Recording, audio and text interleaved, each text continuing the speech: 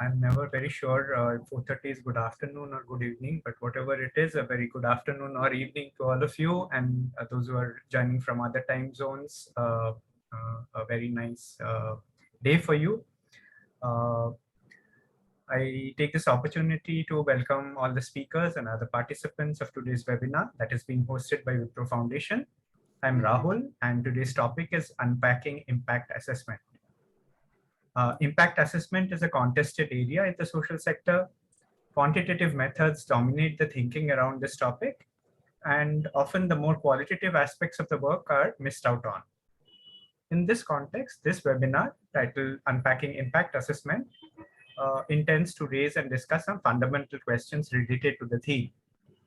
These include its implications for organization learning and development, the relevance of related processes to program design, and the values that underline much conventional thinking surrounding impact assessment.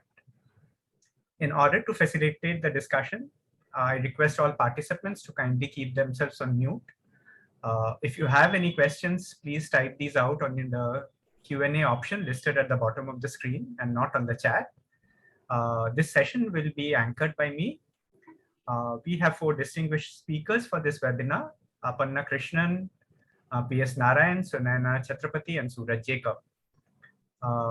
So just to give a quick introduction to the speakers, Aparna leads JPAL South Asia's Innovations in Data and Experiments for Action, that is the IDEA Lab, a dedicated team within JPAL South Asia, with a focus on encouraging use of administrative data in research and policy. Welcome, Aparna. P.S. Narayan, who's in the Wipro team, is known as PSN, is Global Head, Sustainability and Social Initiatives at Wipro Limited. In this role, he has been instrumental in the creation and stewarding of Wipro's sustainability initiative since its inception in early 2008. Happy to have you, PSN. Sunayana Chatrapathy leads Makkala Jagriti, a non-profit that works towards empowering children and youth from marginalized communities.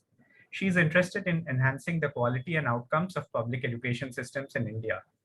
Hi, Sunayana. Very nice to have you here for the seminar today. Suraj Jacob teaches development and policy at Azim Premji University, Bengaluru, and is also affiliated with Center for Development Studies, Trivandrum. He previously served as Chief Executive of Vidya Bhavan, Udaipur. He recently co-authored the book, Governing Locally, Institutions, Policies, and Implementation in Indian Cities, from the Cambridge University Press. This is a 2021 book. I again welcome all the 4 panelists to this webinar. I request the panelists to please keep your videos on.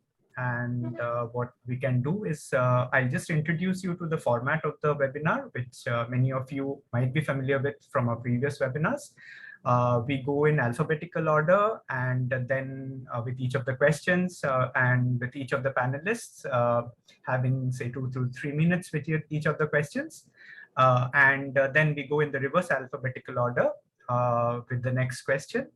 And we have a set of questions, and then we open up the session for questions from participants.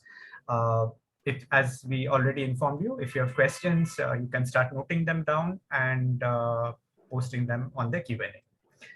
So let me start with the first question, and maybe Aparna, if you can start. Basically, what are the current dominant ways of assessing impact in the social sector? And a related question, do these dominant ways of assessing impact restrict the ways of thinking about impact, and in what ways? Thank you, Rahul, and it's a pleasure to be here on this webinar today. So I think I'd like to maybe mention 2 points on what are the dominant ways, given our experience as JPAL. There's a lot of work that we've done in education, both with governments as well as nonprofits. Some of our most successful impact evaluations have actually been in the education sector, and I can mention a couple of these as we speak later today. If we were to generalize a couple of trends, one, I think there is still a focus on inputs, especially when we look at large-scale impact assessments of government programs in particularly. With RTE and subsequent to important legislation like RTE, there is focus still on enrollment, on infrastructure, on inputs that are being provided, which are absolutely critical. But we need as much focus on learning outcomes. So what happens when children are school? Are they learning? Who is learning? Who is getting left behind? And often that part of assessment tend to be weaker. Over the years, the USER survey has done a lot to garner conversation around learning outcomes. But the link between saying, looking at variegated results on by geography or by particular population groups, and where are the learning losses? Are these in mathematics? Is it in foundational skills? Is it language? Is it science? And to then tailor solutions to address those problems and scaling that up, I think there's a lot more that could be done. And so shifting the attention a bit from process to outcomes and looking at the connection between the two. So is there what we would call in theory as, is there an implementation failure or is there a theory failure? Are we doing things right? But more importantly, are we also doing the right things to improve learning outcomes among children? The other tendency also is to look at ex post assessments after a program has been rolled out, whether it's donors, nonprofits, governments want to know 5 years later, 7 years later, has this worked or not? It's useful from a reporting perspective, but if you think about it from a decision-making perspective, when are impact assessments or impact evaluations most useful? It is when you're able to change your programs. It is when you're able to design innovations. So then you have to actually start thinking about evaluations when you're starting a program. So having the end goal in mind, so if it is to say we want to improve learning outcomes of children in primary school, then there are 3 or 4 ways of doing this. And then we think about evaluations at that stage. And after that, what you need is really process evaluation. So monitoring, which tells you whether you're still getting things right.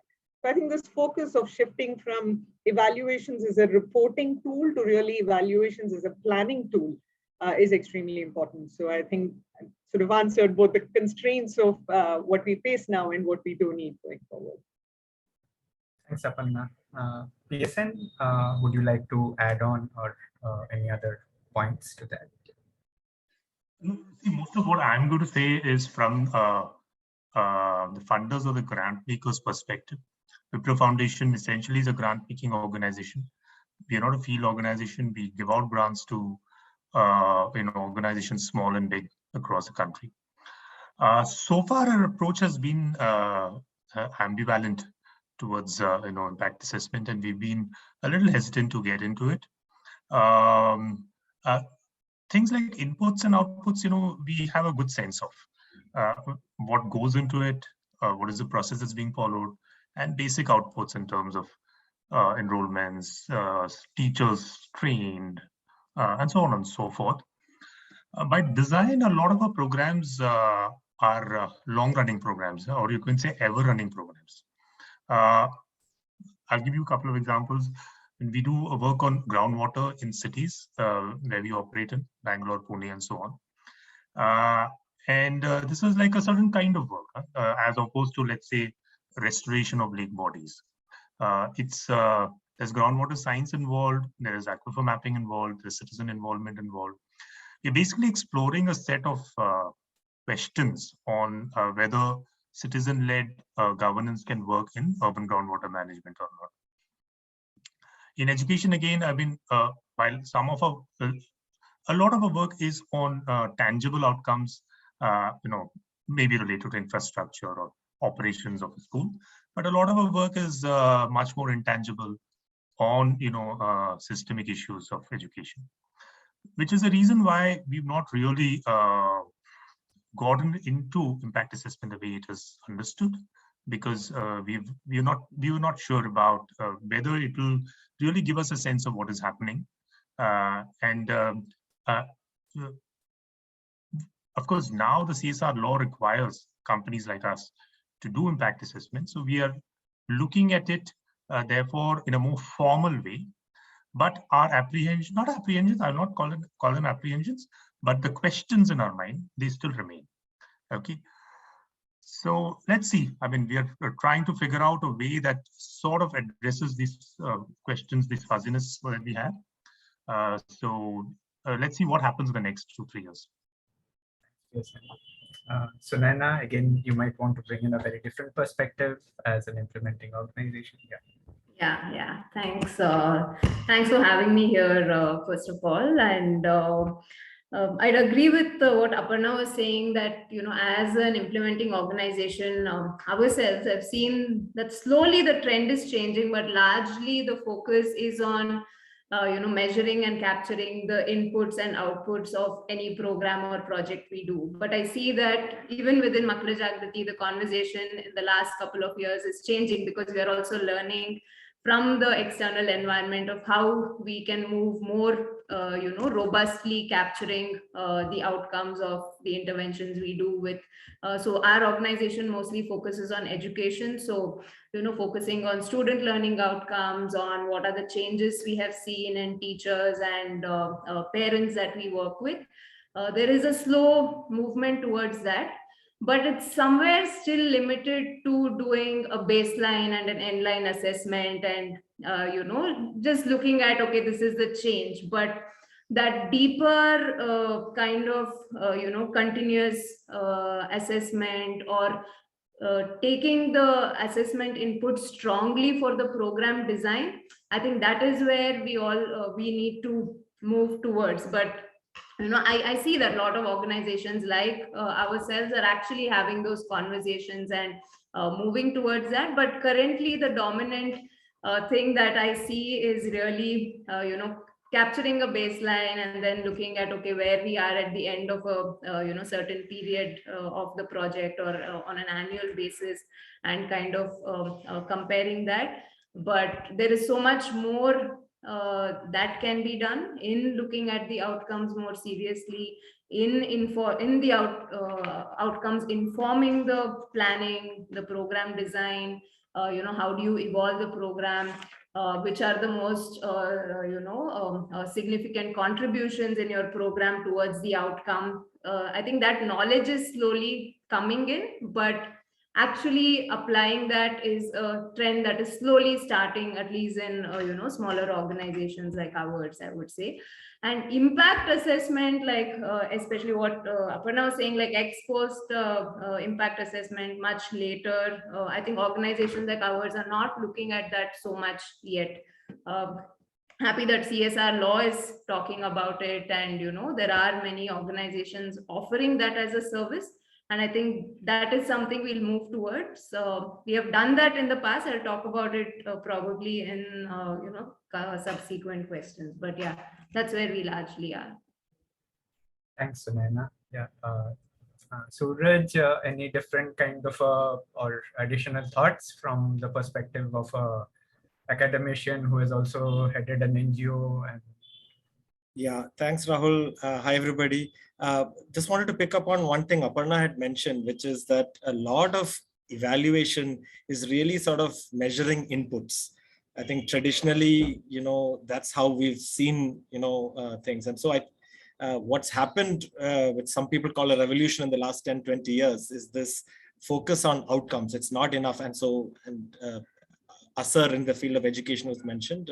So much emphasis previously on teacher deployment and infrastructure and so on, but are children learning? What are they learning? What are the variations and so on? So that, I think, is a very welcome, maybe it's a reaction to the fact that nothing seems to be changing, even though we've been doing so many different things, right? So I think I just want to start by saying that there is something very valuable in outcome focus.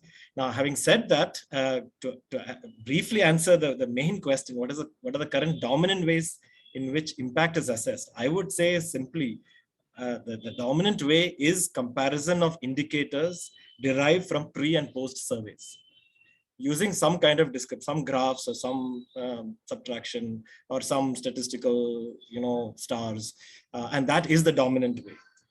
So while the emphasis on impact or outcomes is a welcome change, given how for many decades, I'm talking about early post-independence decades, if you look at Planning Commission documents, Planning Commission itself, as you might know, had a very interesting organization called the PEO within, but the emphasis was not on outcomes in the way in which it has become.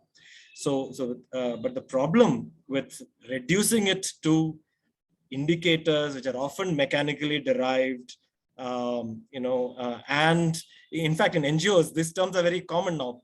Baseline karna hai, endline karna hai, right? So there's not even much thought to how are we going to assess. It's assumed कि एक survey करना है, पहले कुछ करना है, baseline, endline. कोई कहीं से कुछ indicator लाएंगे, उसको thing and aggregate it and get some graphs, and that's it.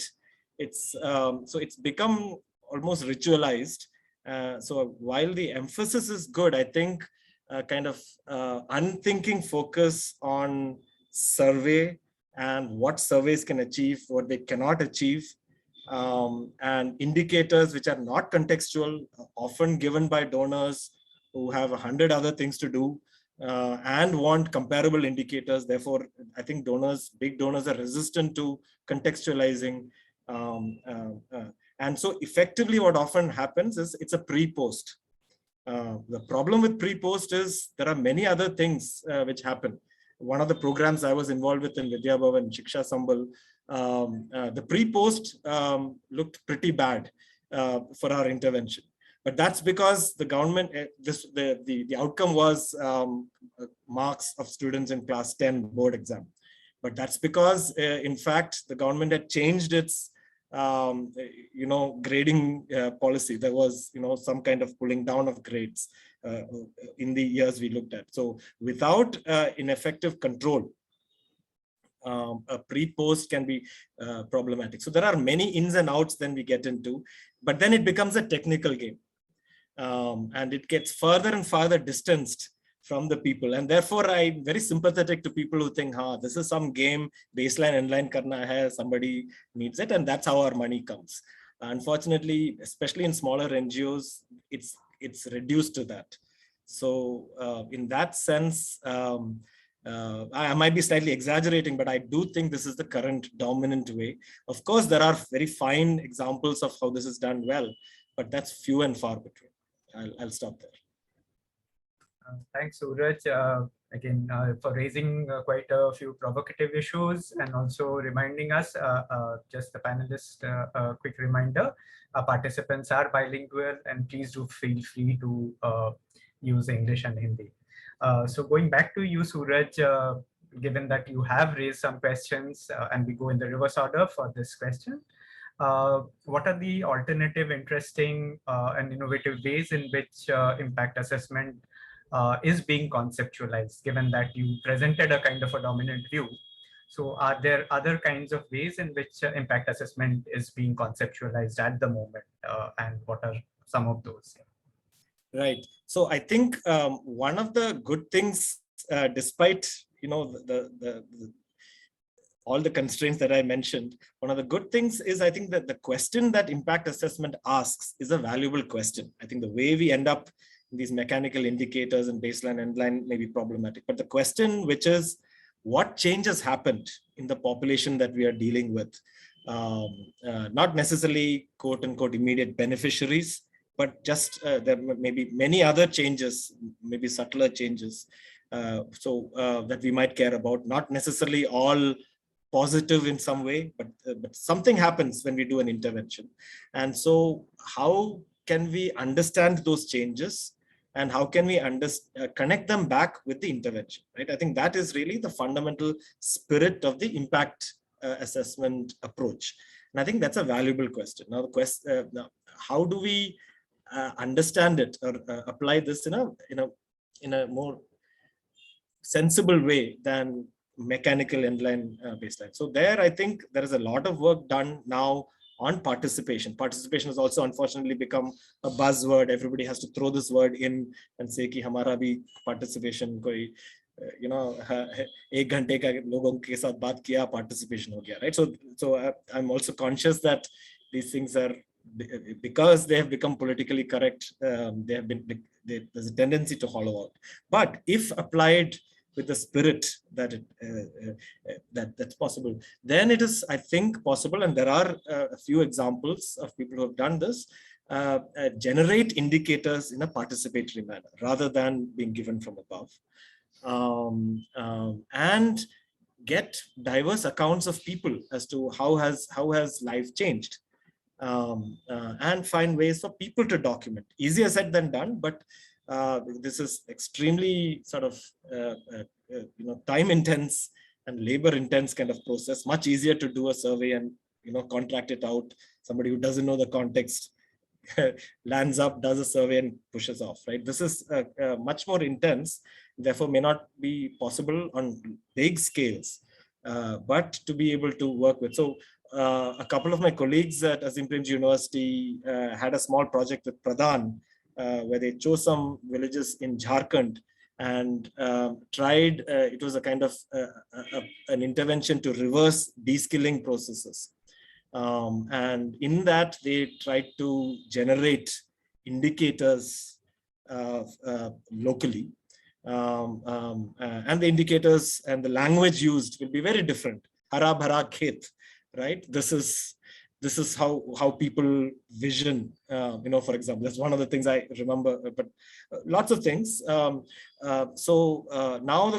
and then getting people to think about हमारा इस intervention से यहाँ क्या क्या हो रहा है, और भी चीजें यहाँ हो रहे हैं जो शायद intervention की वजह से नहीं हुआ, right? That is the, I think, central question. And so through dialogue, and there is no formula to this, maybe we can get at something. So again, so I guess in short, taking the spirit of participation seriously. And of course, there is patriarchy at work. There's all these things that work in the field when we talk of participation. So in a very contextual way, try to generate this information. Yeah. Thanks, Suraj. Again, Sunayana, being again an implementing organization, you might have had experiences with participatory kind of methods, and any thoughts on some of the points which Suraj raised? So far, definitely in our theory of change or log framework, all the tools that we have used, the indicators have largely come from the program team. And in a recent conversation, you're saying, let's relook, let's go to the school teachers, let's bring the parents and revisit and, recreate the theory of change for the program and co-evolve. However, having said that, in a lot of our evaluation tools itself, definitely we've had people, different stakeholders involved. We use a lot of, qualitative tools like focus group discussions. During the pandemic, it was really difficult to assess each child and look where they are at, because everything was remote. But because we could use virtual meetings, we had extensive focus group discussions with teachers, with parents, on what they really saw was the change. We went with a completely blank page that we don't know what happened from our intervention, but let's hear it from the stakeholders on what. And we got such rich inputs which kind of fed in for us to understand the evaluation of our program. So I think a healthy mix of looking at both the quantitative aspects and kind of tools to capture qualitatively. Stories is something we do a lot, where we get stories not just from our team but from the stakeholders, completely unbiased and not just identifying which are the domains we want stories from, but getting those stories from the field, understanding, because there's so many things that the program wants to achieve. What has been the most significant change from those stories is something that we look at. So I think, a healthy mix of different kinds of tools is what we are looking at, and not just doing one assessment at the beginning and end kind of a thing, which we were doing earlier. We are learning and evolving as such.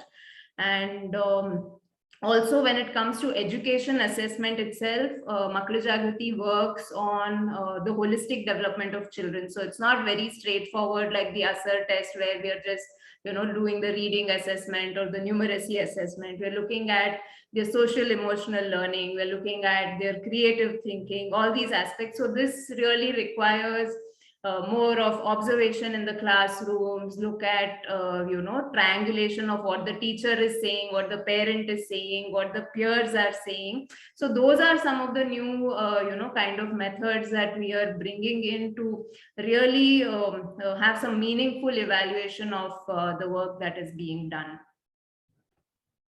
Thanks, Sunayana. That gives an interesting perspective to what implementation organizations are doing. PSN, anything from our experiences with Wipro or your own experiences? I think we'll be very keenly looking at alternate frameworks,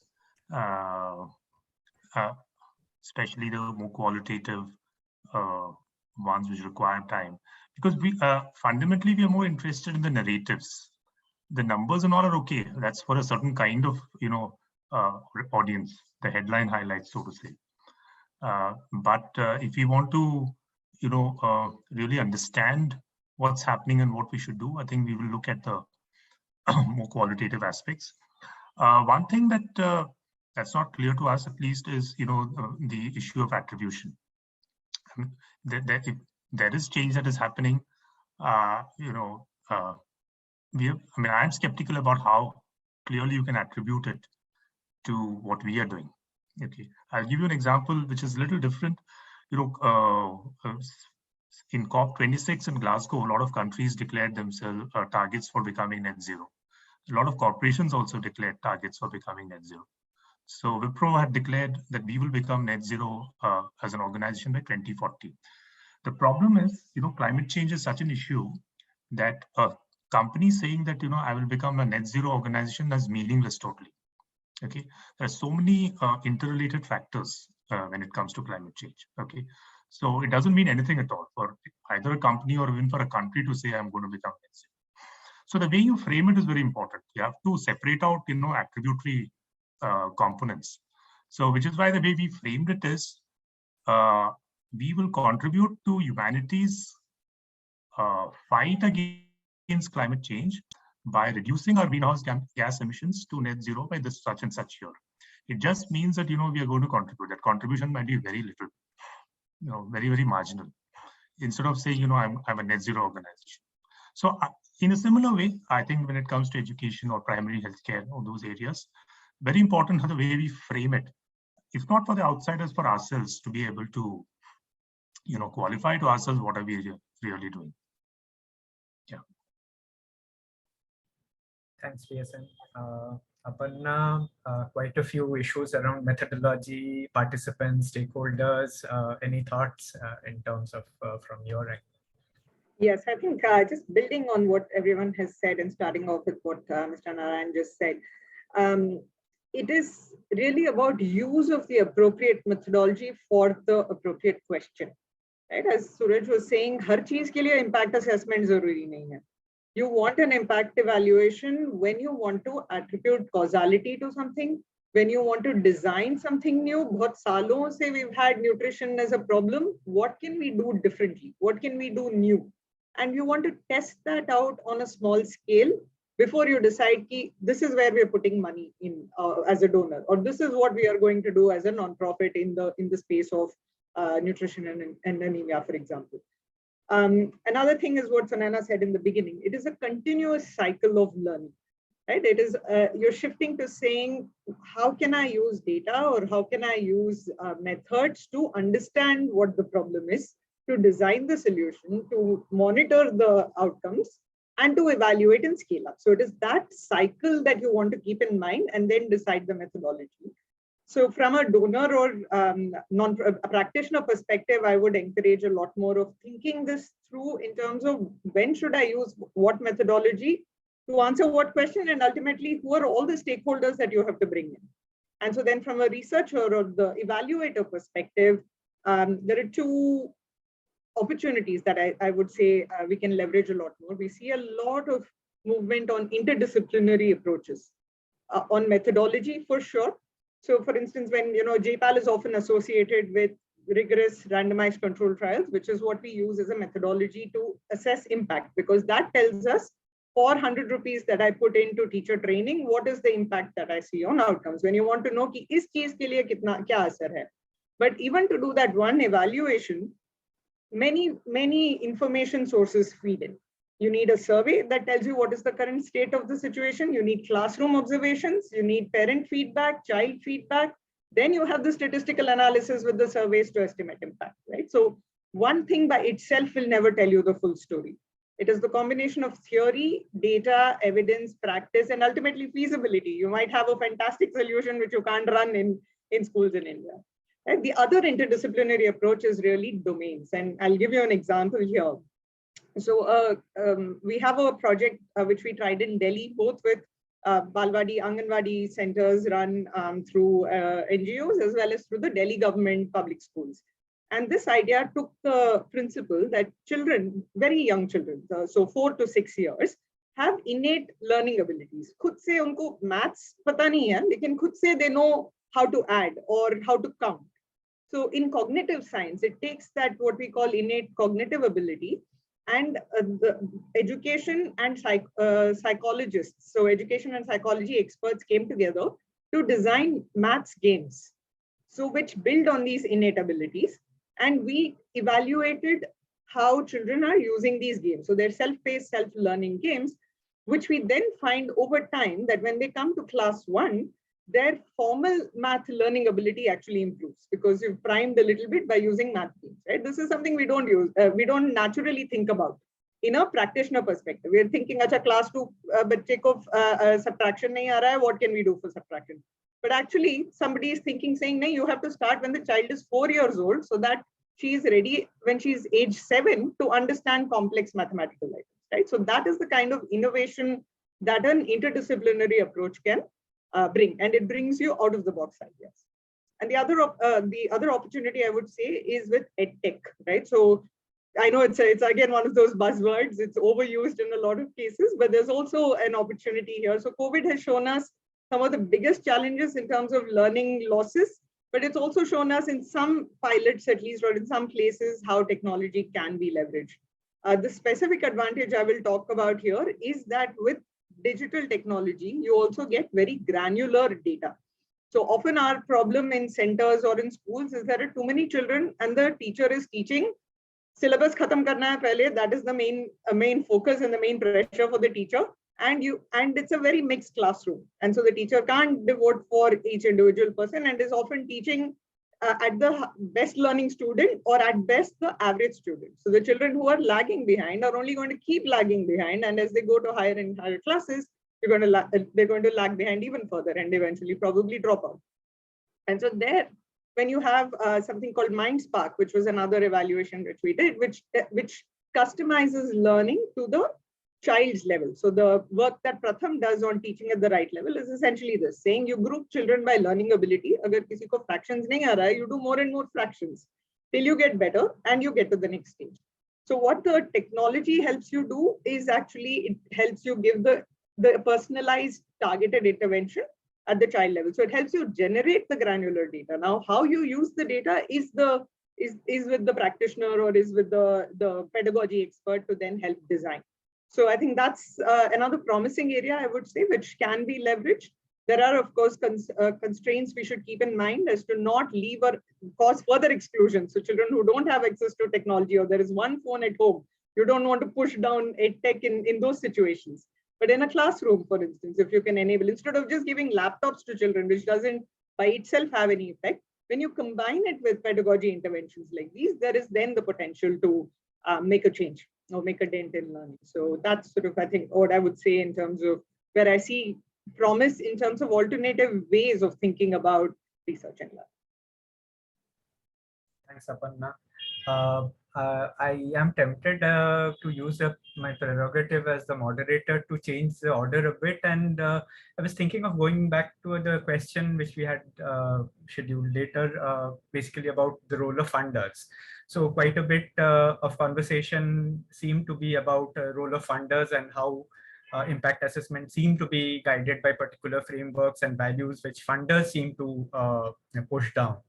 Do you think that funders and donors can be encouraged, and do you see they doing bringing in alternative values into impact assessment in education and other domains in development? Yeah, and we start with Aparna. Yes, I think that's definitely a place to start, because that is where a more, you can systematically bring about some change when you're forced to have to report on a few things. So in some ways, more evolved, more informed questions from donors is definitely a place. So I think there can be focus on funding, on generating better data on learning outcomes. There is one assert, but there needs to be a lot more at every state level, or what nonprofits can use. So that sort of convening, what donors can help is to say, here are good tools, here are good standardized tools which are actually comparable, and then promote more evidence generation on those sites. There can be more investments in, again, more digitized and technological innovations to make it easier. So it is not more work for the Anganwadi worker or for the teacher to start entering more paper records. You don't want more reporting burden. You want more innovative solutions, which I think donors, especially corporates, can bring. And I think Wipro and Azim Premji both do a lot of this in the education space. And I think encouraging early stage evaluations, not saying hame 5 saal baad report do, but actually allowing the space for experiments, mistakes, learning. Right? So it reduces the pressure as well. And it says, we want to fund good programs. How do we know what are good? Is to actually allow for some testing upfront. And that's where you invest a lot more on problem identification and nuanced solutions, and then move on to actually reporting on longer terms. So yeah, I'd stop there for 2 or 3 big ideas, and I'd love to hear from others. Yeah, thanks, Aparna. PSN, anything to add on here? Because even in your last response, you were talking about, I think, a way of seeing things which is very different in terms of the net zero idea. So in terms of values which we want to bring in, or the ecosystem can bring in terms of funding and donors who fund large-scale interventions. I heard someone earlier this week say this, and this person has worked in the field of education and social sector for the last 20 years, very senior person. He said this, that impact assessment and communicating that is for outsiders. It's not for insiders, in the sense that if you want to know how something's running, as a funder, or let's say as somebody who's involved in that, all you need to do is to go there and what's happening. Okay, what he meant is, to take the point that Sunayana was saying about, let's say, whole child transformation. Okay, if you're working with that, the only way you can figure out whether that's happening or not is to go there and see, right? You'll never know otherwise. Okay, so the assessment that you do using all these rigorous methodologies and communicating them in a manner that is consistent is for outsiders. Okay, but it's of course required. There's no doubt about it. It's required. So I think the primary responsibility that funders have is to step back and say that I'm not going to impose what my understanding of this is on you. I'm going to learn along with you over the course of this project and evolve what we want to find out from this. Fundamentally, that's very important. Otherwise, at the beginning itself, if you say, this is what I want to see, right, which is what most funders do, it sort of contrives things in the way the project can move forward. It shuts out possibilities, right? When it comes to outcomes and impacts, I think funders can play a very important role by saying that along with things that are rigorously measured and that give a certain sense of concreteness to what is happening, I'm also willing to be patient and look at the more qualitative aspects, which that might mean from the funder's perspective, being ready to read long form reports or to participate in, conversations, and to look at, fuzzy inputs and, and so on. The obsession with translating everything into easy to digest highlights, is what probably I think get funders, into a myopic kind of situation. It needs conscious thought to be able to get out of that. So you have to balance out both, the more concrete part with some of these more difficult to get aspects, right? I know it's not easy for many funders to do that, because especially I think CSR funding, which happens from corporations who have never engaged on social sector issues on their own, in the past. They've done it only after the CSR laws come into force.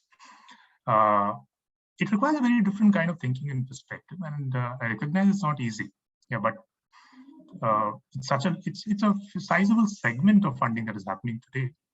So I'm hopeful that slowly the thinking will change. Thanks, PS. Sunayana, again, from an organization which almost every day has to deal with funders and donors, what thoughts? So whatever Aparna and PSN shared really sounds like a dream to us. We really wish that is how, donors would be more open to co-evolving or giving room to learn, but it's not easy. Like PSN also rightly pointed out, they are, they have a very limited vision of the sector itself, other than large organizations like Wipro or the APF, the foundation and all. We've seen very few cases where the donor really gets involved in your program, in how you're measuring. In fact, the constant question is, why have you allocated budget for this line on, what is this budget line item talking about M&D or impact assessment? That is, something that I think there's a lot of donor education required for them to start, considering this more and more important, about how much time and thinking is required. They know that it's important, but they think it's something very straightforward and very easy, which it's not. It's quite complex. You have to keep evolving these methods. And the reason why we are doing the evaluation also, it's not just to showcase that this is the ROI on the funds you gave us, but it's also for us to learn and understand. I think that there's a long way to go to get there, and those are conversations that we keep needing to have with our donors and partners. Yeah. Suraj, again, any thoughts? I thought again Aparna's point about early stage assessments and even allowing for failures and assessing failures in some sense, what we call failures. I think that resonated with me quite a lot, but any other thoughts from you and anything on that? Yeah, I was struck by PSN's point about the fact that those who are doing it know so much, and a lot of this apparatus of reporting and all this, is really for people who need it in digest forms, and digest eventually becomes some number, some indicator. I think I just wanted to underscore what he said. I think would resonate with many people. So if it is a far more decentralized system, then the way in which we think of impact would be very different. The current system is because it is centralized. Coming therefore to the point that we are discussing about funders, and I think ultimately what everybody's been saying, what Sunayana just now said also, is really, if the relationships with donors can be a little more horizontal. I mean, there's always a power, but a little more trusting, both ways. Both ways. I think NGOs have also grown to be distrustful of donors. Donors are distrustful. So often then impact assessment, these kinds of things, while the language is accountability for everybody, it's really underlying it is surveillance, right? Because we distrust you. So we use the language of accountability just to say ki aapne target meet kiya ki nahi, right? Nahi to, right? And there are many ways to subtly make threats, and then the response is therefore distrusting the donor, right? So that distance, I mean, it's a vicious circle, and so it's very common therefore for implementers to game the system, right? Somehow or the other, do it, and that increases the suspicion on the donor's part, right? So distrust feeds on itself, and I think that's sort of, I think, what we are getting to. So how do we build those relationships of trust? That means major investment of goodwill, of time on everybody's part. Donors may not have the time. Implementers might, because let us say they are the receivers and they're in a way structurally dependent in some of these cases. But certainly, so that kind of investment, maybe a few organizations, donor organizations do it, as was discussed, but most don't.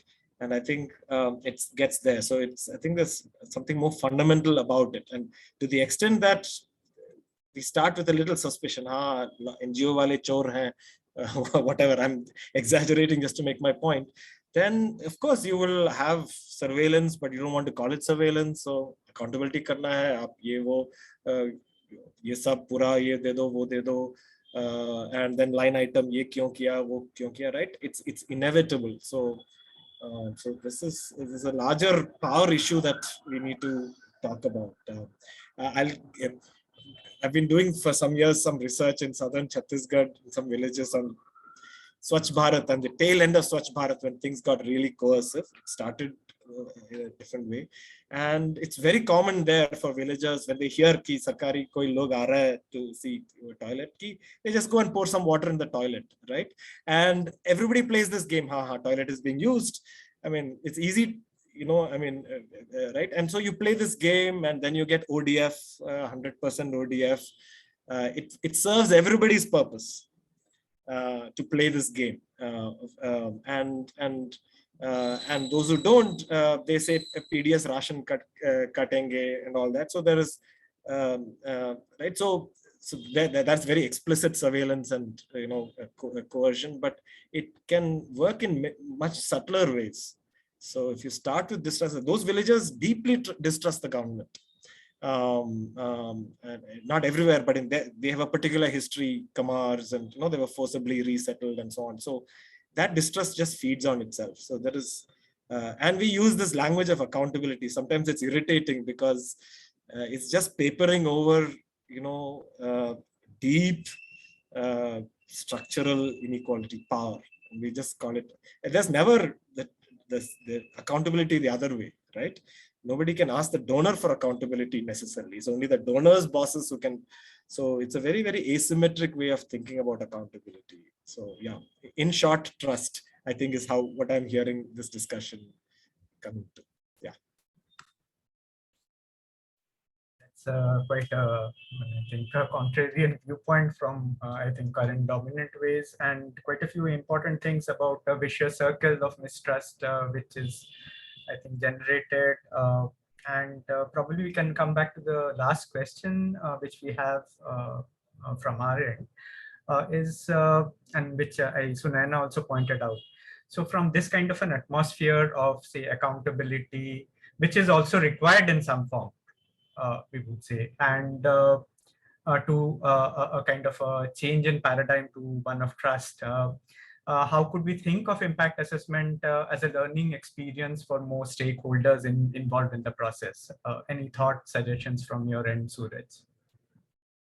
Yeah, so one specific kind of way in which maybe we can move it to a bit more of a learning for all kind of paradigm is to move away from the current way of doing impact, which is some indicator, some endline, baseline, that kind of thing, to emphasizing impact as process.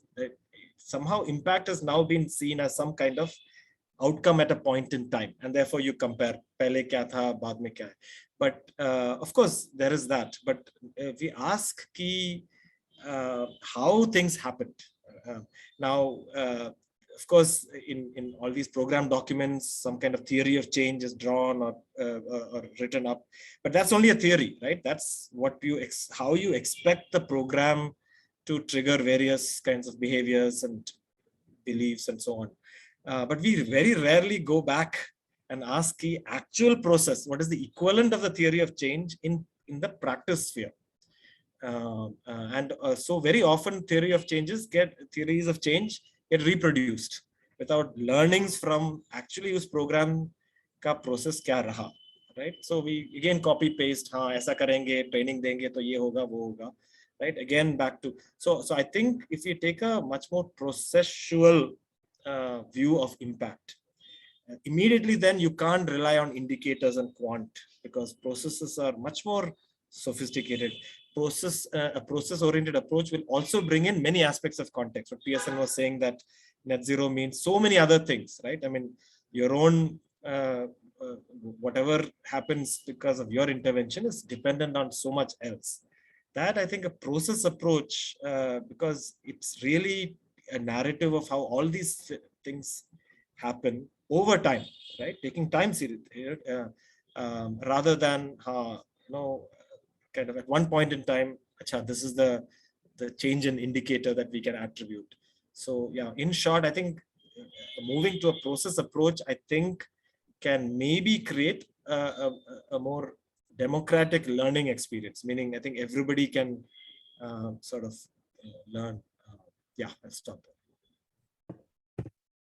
Sunayana, any thoughts in terms of the power asymmetry and negotiating that power asymmetry from a similar point of view? Yeah, I think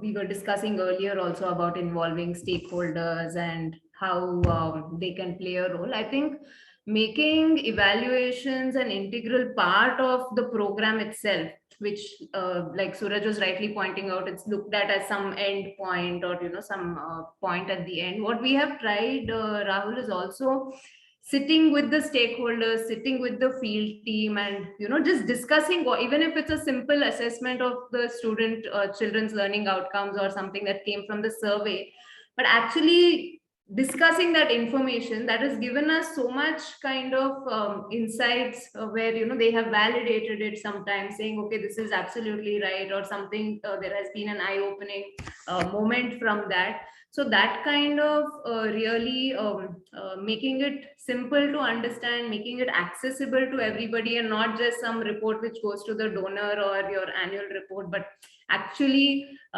bringing that kind of democratic way of looking at it. We started with just doing it with our field teams more, and now also doing it with the Anganwadi teachers or the parents or the school teachers. I think we've had instances where the program design has been changed. It could be something as simple as the time being spent on a particular activity to as big as dropping a complete a part of the program itself, because we're seeing that has not had a certain kind of desired result. So what Aparna was pointing out in the first question, I think, how do you use this as a learning experience to inform your programs? I think that's very much possible, and that should be the main, or rather one of the most important use of doing any such evaluations. And it's really gratifying at the end of the day that all the effort is actually paying off, because you're able to strengthen, how you are doing what you do.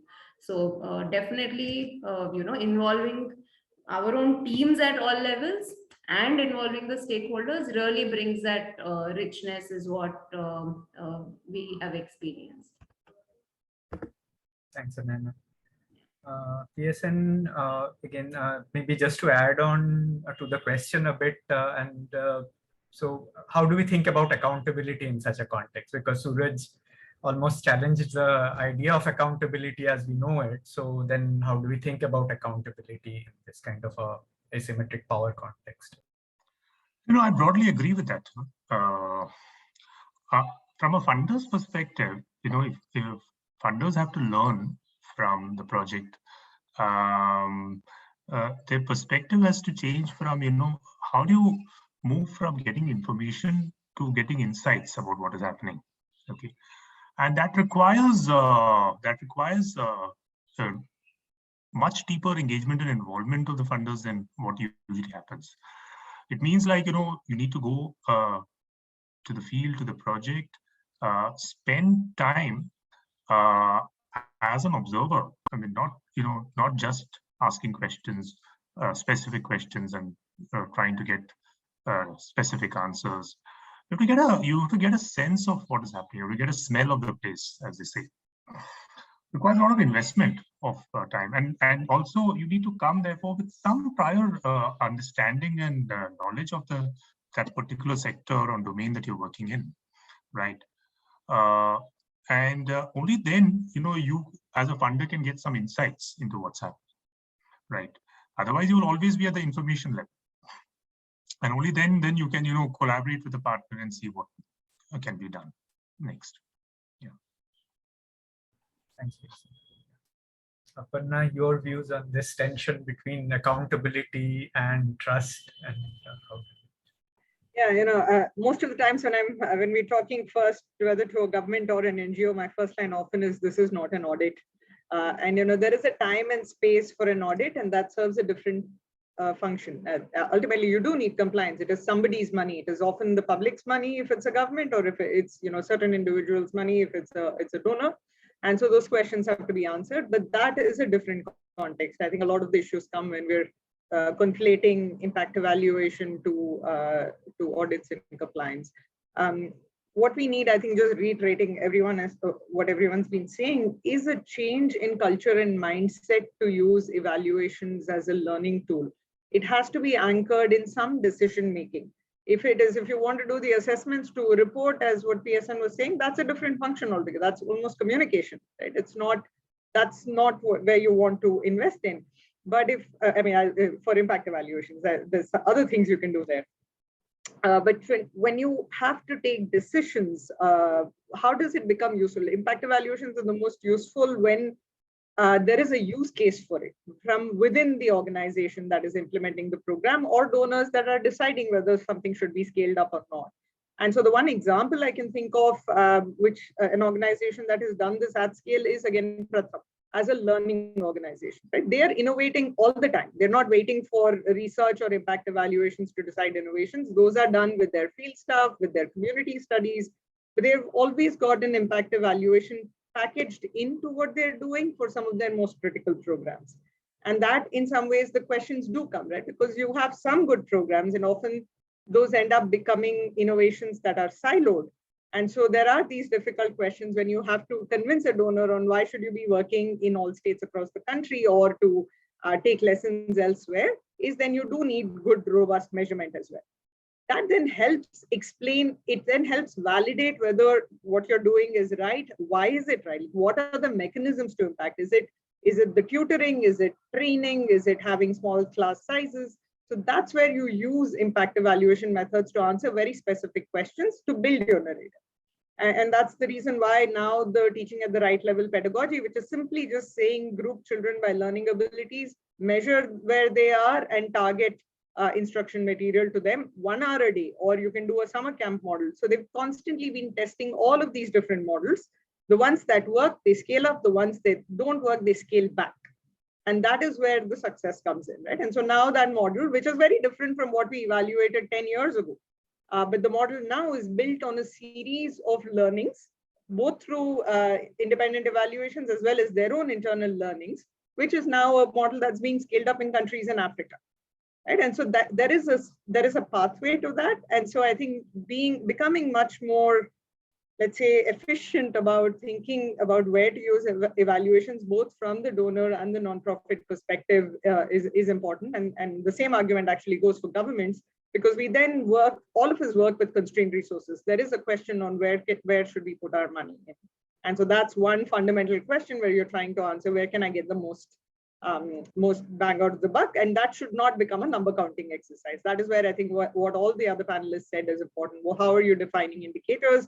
How to build the narrative? So that needs to be designed well. So to me, it's really a change in culture and mindset to be able to answer or make a change in this. Thank you for that first set of very interesting insights which we had on the 4 questions. And what we move on to now is basically the open session, where we have questions from our participants. Many of them have already started posting their questions on the Q&A. Some of these are probably addressed to particular panelists, but some of these are quite open, and I would request whoever is comfortable and wants to jump in, and if there are multiple viewpoints, please share your thoughts. Yeah. So I'll just move on to so the first question is from, I cannot make out who it is from, but maybe the question is, yeah, this is from Abhishek Dubey, and he has this question, what kind of challenges external organizations face who are doing impact assessment for an organization who has developed some enterprise or farmer producer organizations and want to be assessed on indicators developed by parent organization? What are the mechanisms to mitigate or navigate those challenges?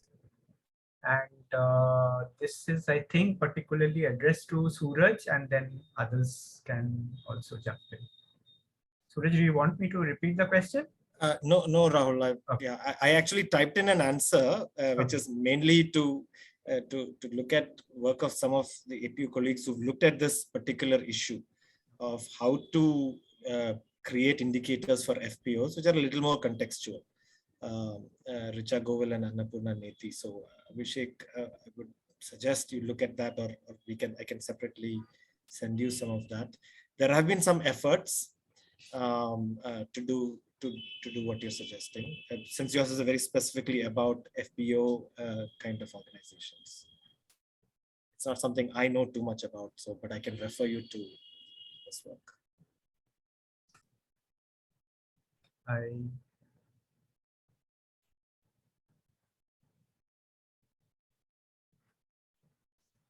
The second question, again, I am a little confused as to who, okay, this is much more, yeah. This is by Mayuresh, and this question is in-house impact assessment is often might be considered as a conflict of interest. On the other hand, paying third party to do impact assessments can also be considered as conflict of interest. Are there any formal processes or suggestions which takes care of such issues? Conflict, and I think Suraj has asked for a clarification. Mayuresh, if you want to come on audio and just explain why do you call a third party independent evaluation a conflict of interest?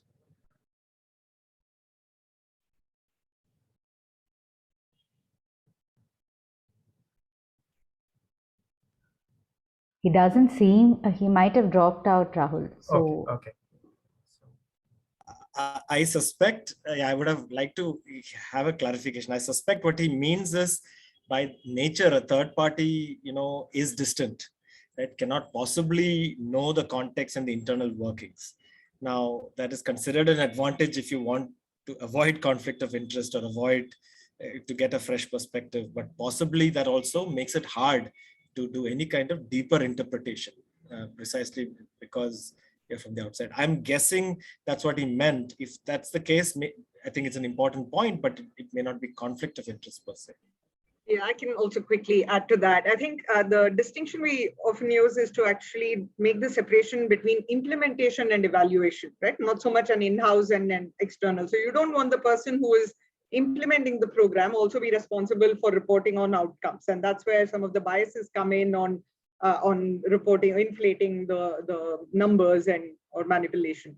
So then I think the question is an external perspective. So it can be independent of the implementation team within the same organization, or an external evaluator gives you a perspective and an objective assessment of what is working, what's not working, and also brings perspectives from an external perspective, external domain, which is then useful for the evaluation itself. And I also suspect it's getting at this question on when should you do in-house and when should you have external. Also, it could be that the funder chooses a certain kind of third-party agency to do this kind of work, to produce certain kinds of results and outcomes. And I think the possibility of that should definitely not be kept aside the light of the CSR rules now that require everybody to do impact assessment for certain kinds of projects. Companies have no clue how to do it. They are under pressure to produce impact assessment report in the annual report, right? And the tendency will be to show that the impacts have been good, right? So therefore, you pre-select a certain kind of agency or organization. That would be a conflict of interest. Thanks, PS. And yeah, so quite an interesting set of different kinds of views. To the next question. This is from Svetlana. Her question is how to ensure that impact assessments are not seen as just a research activity. For accountability, donors need faster results than what impact assessments may be able to provide. Therefore, link between process performance evaluations and impact assessment is important. For example, complementarity and mutual appreciation. Yeah. So Suraj has, I think, responded on the chat, but anyone else who wants to respond?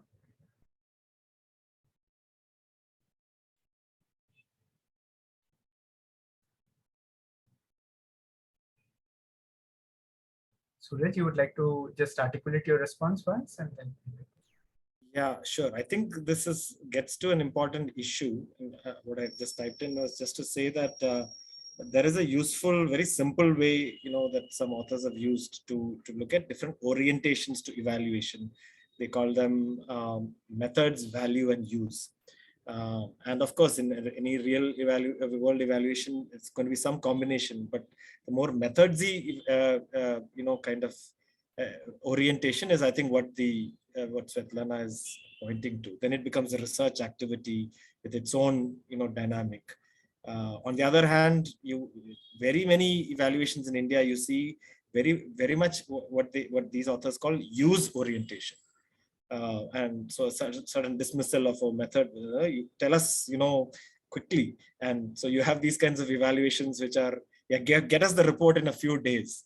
So you shoot a few people to some unknown context, they do something, come back and on the basis of this, right? So this kind of weird urgency in some of the government programs I've seen, and some of these other programs too, where how can you possibly get at anything, real in this kind of time frame? And there, I think it is somehow weirdly justified by use, which has to be useful. We are urgent because we are reviewing. So you need it to get us. So it's a very weird way of thinking about use, but I think this general kind of different orientations approach I found useful to make sense of it. Yeah, that's what I typed in.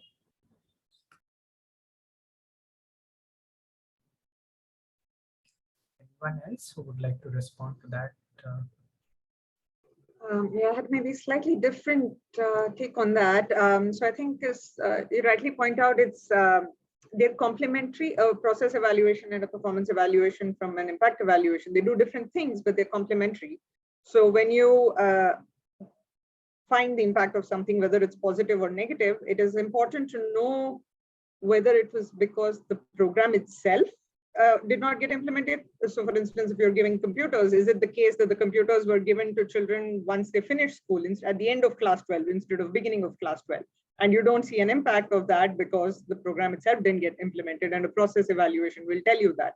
But if the program was implemented reasonably well or to a certain extent, and you still see no impact, or you see a negative impact, then it gives you clues as to where the pathway may have been. So then you start investigating further on where the issues are. So I think it's in trying to disentangle the mechanisms of impact, where the process and performance evaluations are very useful, because then it tells you, gives you visibility on what has worked and what didn't as per plan, and then it helps you narrow down on the causes for the results that we see. Thanks, Aparna. There's another question from Akash again, which has been answered, but again, an interesting question in terms of timelines of programs and interventions, and whether funders' demands in terms of an impact assessment match those timelines. Any thoughts on that? So often, and this is especially in the case of education, we seem to think that it would have longer timelines in terms of impact and outcomes. But in terms of impact assessments, we generally have very short durations in terms of funding, and we ask for impact assessments to be done within that period. So how useful is this kind of a process?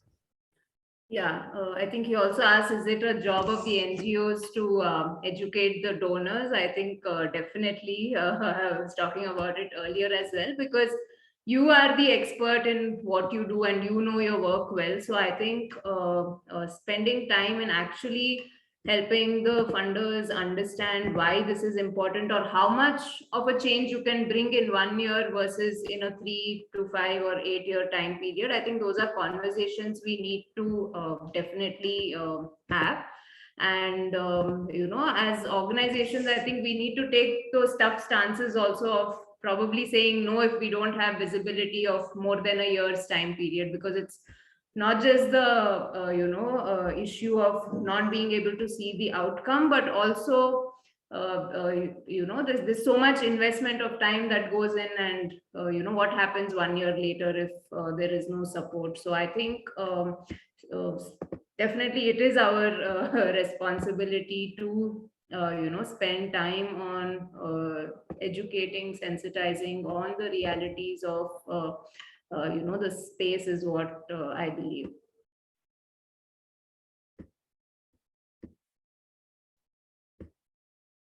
Any other thoughts, PSN?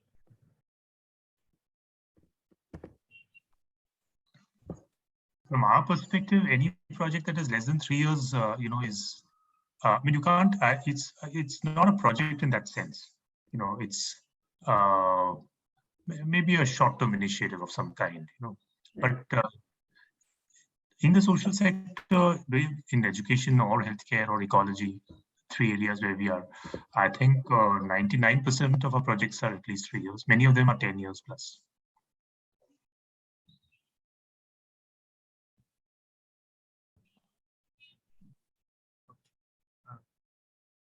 So in some sense, you are saying that a longer time frame is required in any way for a...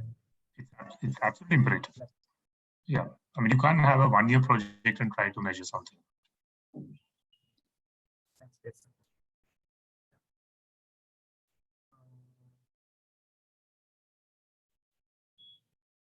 The next question is from Misha, and again, Aparna has answered it, but if there are other views, in many impact evaluation methods like RCTs, how do we try to incorporate the process of participation more comprehensively when the method itself requires control groups to not be subjected to the intervention?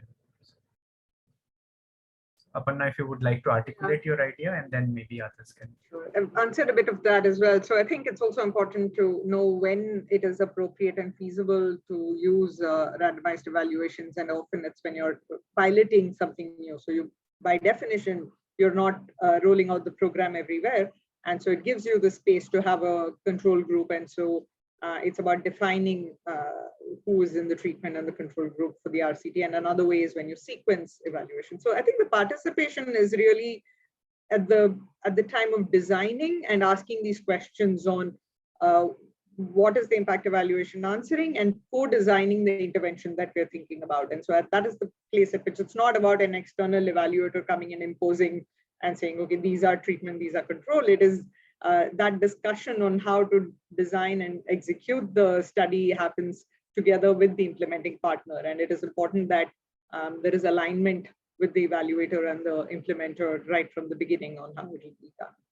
And that helps adhere to the guidelines of the study once you roll it.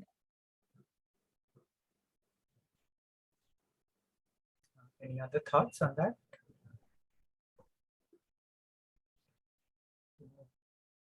Yes, and you had something?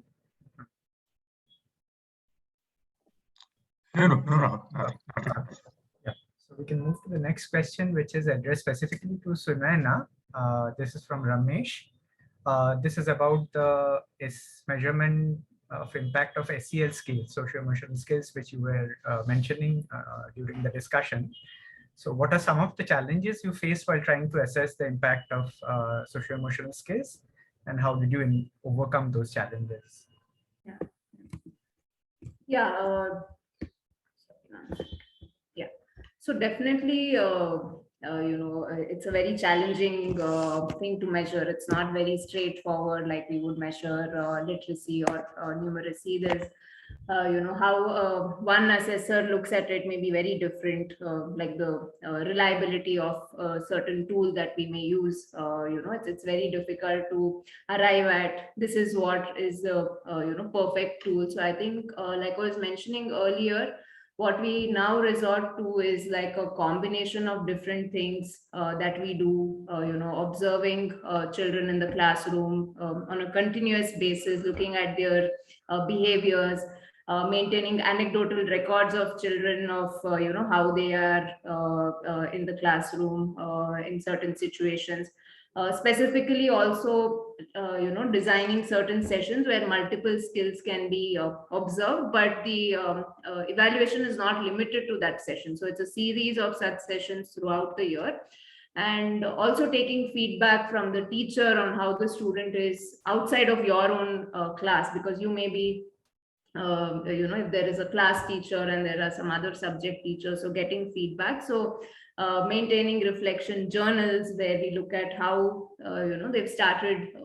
In the beginning you would see it's almost like a blank, but slowly that there is a sense of increased self-awareness where the student starts capturing more and more. So really one way to do it, the way we were doing earlier, is have a specific activity, observe all the skills that you're trying to do, capture that in the beginning, capture that at the end.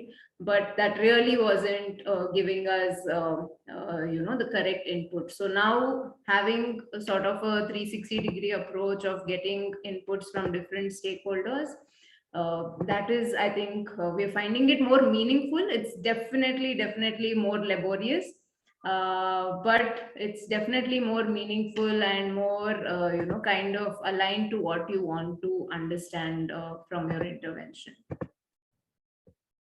Thanks, Ananya. Yeah. The next question is from Sriram, and again an interesting question. In the absence of a baseline, how do we do impact assessment if you don't have prior information? So the program is running, how do we measure the effectiveness of the program? Because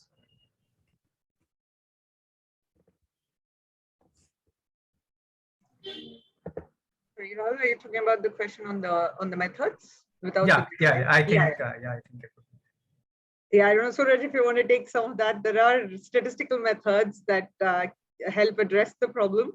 But there are limitations. Yeah, this is a technical question. One intuitive way to think about it is, if you have a good equivalent control group, equivalent on average, then you don't need the pre-information at all. Because if you have a large enough group which is treatment and a large enough group which is control, chances are very high that they are similar in the baseline. Therefore, any difference in outcome in the end line can be somewhat confidently attributed. So this is the kind of technical response. And therefore, in such a situation, the baseline adds, so they call it difference in difference. So the baseline adds some nuance to it, but it is not necessary. And intuitively, that makes sense, right? So the baseline acts as a kind of control. And if you have another control, then you don't need the baseline. That's one kind of answer. The other is there are ways to reconstruct a baseline, but all slightly problematic. But I hope this sort of intuitively it makes sense to me also. If they are big enough, then you can be somewhat confident they are equal. You don't need to prove their equality. That's what the baseline is basically does. Exactly. The baseline is really for time trends, right? You want to look among the people who have received a program, you want to look at growth over time, but it's not really the ideal comparison for with and without. So as Suraj was explaining, that's a different concept for getting a comparison. But yeah, but for example, randomized evaluations don't need a baseline to assess impact. Baseline helps just give us the confidence that the two groups are comparable. And we often use a baseline for a panel, which is when you want to track changes over time. And so we go back to the same cohort of people. Then a baseline is very useful. Thanks, Aparna. Thanks, Suraj. The next question, we don't have the name of the person, but this is about, say, a program which does not have any quantitative outcomes. There is an example which is given. Say we are running a program for creating gender equality between boys and girls. What aspects need to be kept in mind while doing impact assessment of the program? Sunayana, you want to take that? Yeah.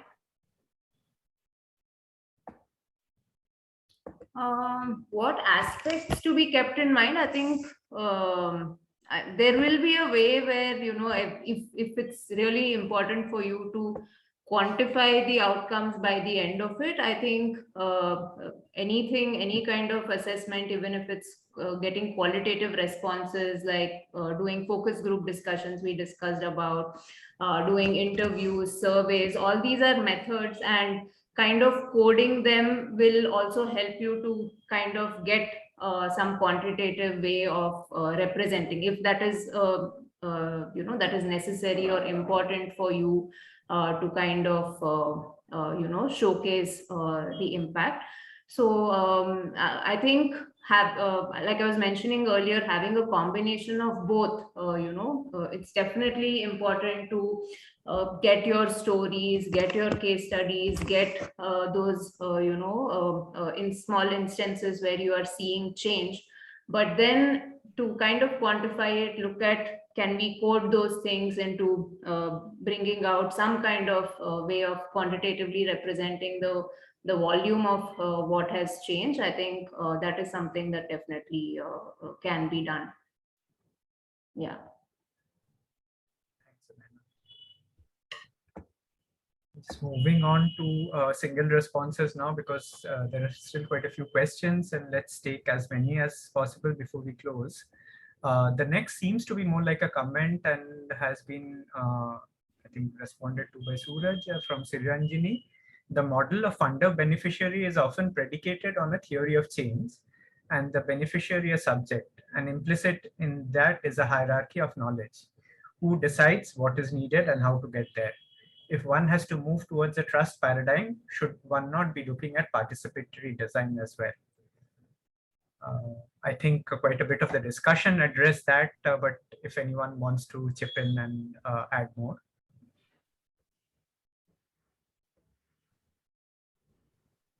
Yes, since you're operating in a dream world, of course, you know, real trust can come only, you know, yeah, it cannot be restricted only to that the end evaluation. It must come from pre-design, from conversations about what is the public good, and who has what role, right? I mean, it has to start from something like that. So I think it's a very well articulated point.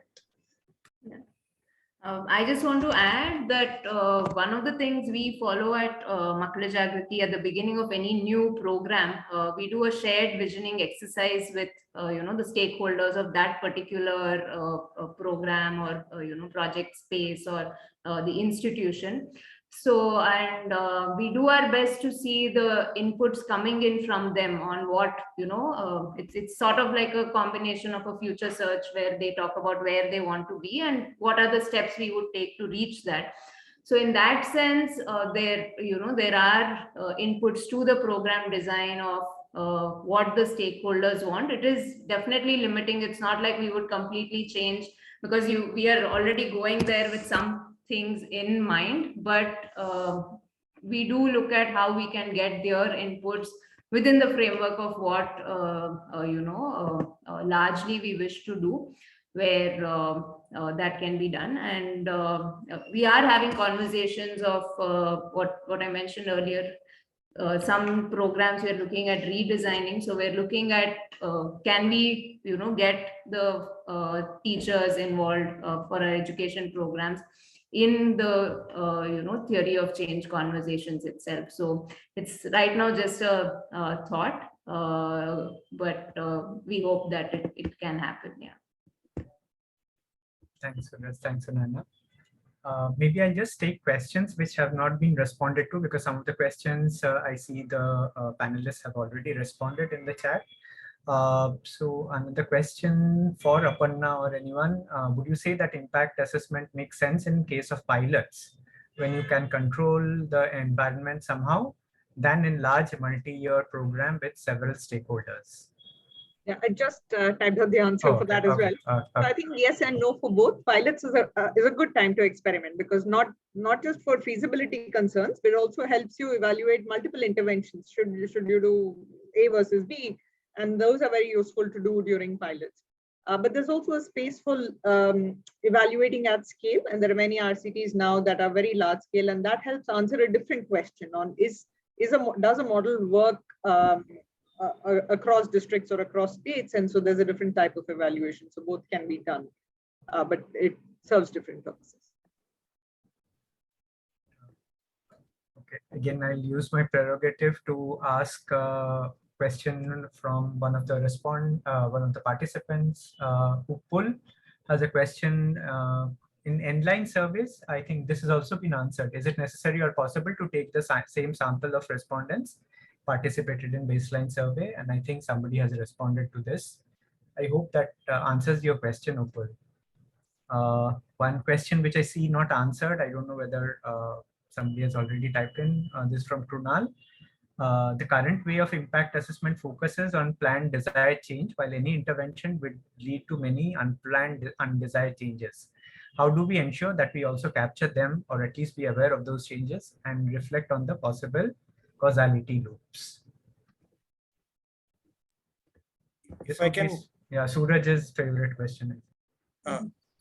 Okay, yeah, no, I think this is thanks for, was it Krunal? Thanks for thanks for raising it. I think this is a very important one, because it goes back to what we were discussing earlier. If the indicators and the outcomes are sort of predetermined, and if our theory of change, our log frame and all that is, we swear by that, then it's all sort of preset. Now in real world, things happen, there's fluidity, there's messiness. So going to an orientation where indicators that what we care about emerge rather than get preset. Of course, we should have some preset things, because after all, there was some thinking in the design. But almost by definition, there will be unintended consequences. And so tracking those, and so even to identify what may they be, one would need much greater ground presence and diverse voices to be able to track that. So I think it's a very nice point. Yeah.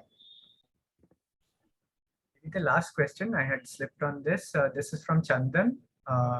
Again, an important question. What are the possibilities of adding cultural context in impact assessment for program on school education? Do we have some examples from fields in North India?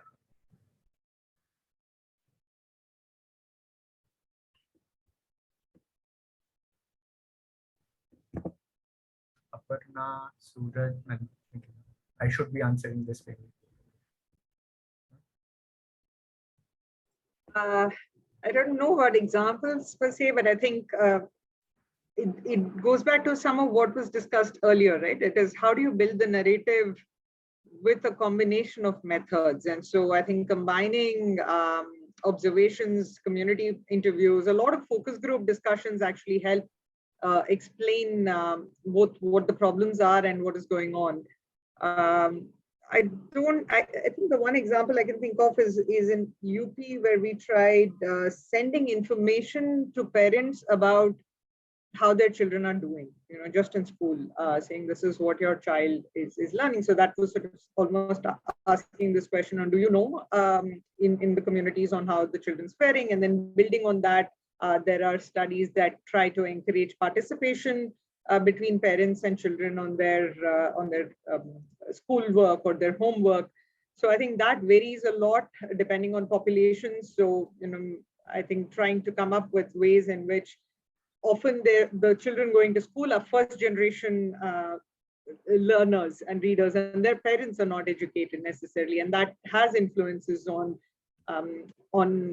their own learning trajectory. So I think there are some interesting studies that we've done in UP, and I think in Bihar, that look at mothers' literacy and its correlation to child literacy, parent engagement in homework, which we often find in private schools. Children are sent to tuitions, or parents help with homework, which is not the case for farm labor or for construction workers. So I think those are interesting questions to look at, and those are absolutely important. But yeah, I don't know if there are any other examples I can think of, but any of the other panelists, if you know studies or projects to share. I don't know specifically from North India, but can't immediately recall. But Suraj uses the example of the Samatha program, which I think also would resonate probably with this question. Yeah, Chandan, you can have a look at that. Yeah, so Chandan, this is a program which ran in 3-4 districts of North Karnataka, Northeast Karnataka, Bijapur, and so on, where it was an intervention to keep adolescent girls in school, but in a very particular cultural context of girls who are part of the Devdasi tradition and so on. So there's a major mix of some of the So I think your question is about really the cultural context, and so then we have to now unpack the cultural part of it, because one way is what Aparna mentioned, which is many other correlates of this, parental, backgrounds and so on. Now, is that what? So what is cultural here? I think becomes. I also don't know, but I think it's an important question. But so what about context counts as context from an evaluation perspective? I think that's the question to ask, right? There are some things. Because you could say everything is unique and contextual, and so then any kind of comparison becomes impossible. We all do comparisons all the time because we have some mental comfort of these things are comparable, similarity of context. But once you ask what is the it which makes them comparable, it becomes slippery. So I think Chandan, you are operating in Bastar, right? If it's the same Chandan. I think Karachi. I think unless it is, but we can come to that. Yeah, wherever, but yeah, but then is it region? I mean, what we mean by culture here matters, and not really answering the question, but just adding more question to it. Yeah. Thank you. I think we need to wrap up. We have already overshot time, and apologies for that. And I'd like to thank all the participants and the panelists for a very enriching and insightful session and an active engagement from all the participants. We had a lot of interesting questions. Please do look at the latest issue of a newsletter, Samuhik Pahel, that focuses on impact assessment. We look forward to seeing you at the forthcoming editions of this webinar series. Have a good